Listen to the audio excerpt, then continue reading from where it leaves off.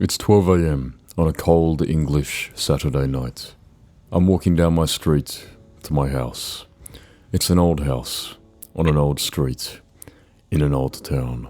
I'm coming back from my very first high school party, and I'm an anxious 15-year-old.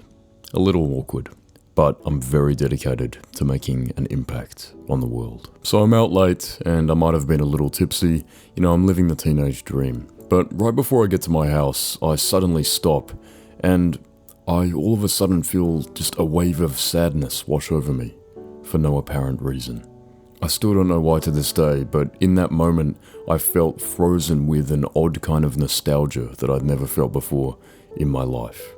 I vividly remember in that moment mourning the loss of such an amazing night before it had even passed, knowing that I'd never experience my first high school party ever again. This was my first real experience with nostalgia, and I'm sure it's a feeling that many of you have felt many times before. The reason I tell you this story is to let you know that being stuck in the past is not the place where you want to be, at least not all the time.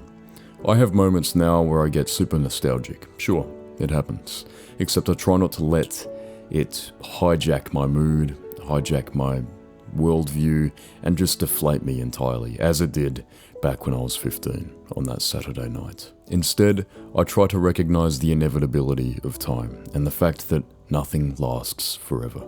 Everything, good and bad, will pass. I'll leave the video with this piece of advice. Move past the past. Enjoy and make use of the present. Because a life lived in regret and nostalgia, thinking about what you could have done better and what you'd change, is no life lived at all. Have a good one.